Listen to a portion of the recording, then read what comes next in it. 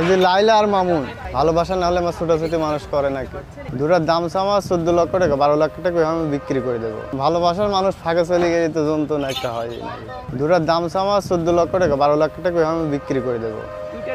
জি, আমার নাম দেওয়া ছিল 2025 সালের রাজা। এটা ওই ইউটিউবরা বললো এই দুটির নাম লাইলা মামুন দিই সাজানির কারণে। আমি দেখলাম দুটোর মধ্যে ভালোবাসা যখন আছে হোক। এই যে লাইলা আর মামুন, লাইলাকে ছেড়ে দেওয়াতে মামুন এটা কি তাদের ভালোবাসা? হ্যাঁ ভালোবাসা না হলে দেখতেছেন না তো, পেটটি কলে সরাসরি দেখলেন। আর তার ভালোবাসা না হলে আমার ছোটাছুটি মানুষ করে নাকি। আমার নাম ওই বাড়িতে আমার নাম ছিল সীতা, 2025 সালের রাজা আর সীতা। আর তারপরে হাঁটিয়ে এসে সাজানির কারণে ভালো ঢক সুন্দরের জন্যই ইউটিউবার নাম দিয়েছিল লাইলা মামুন। আমি দেখলাম দুটোর মধ্যে যখন ভালোবাসা আছেই, লাইলা মামুনেরও একটা ভালোবাসা। লাইলা মামুন ওরা তো দুজন ছাড়াছাড়ি হয়ে গেছে, দুজনের এখনো ছাড়াছাড়ি হয় নাই।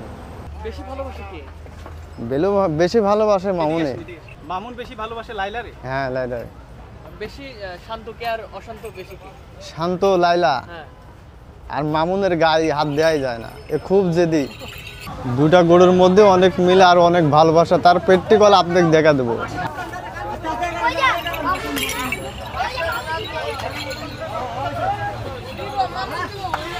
ওইটা ছেড়ে দিলাম, এটি এখন কিরম করতেছে দেখেন লাইলার জন্য।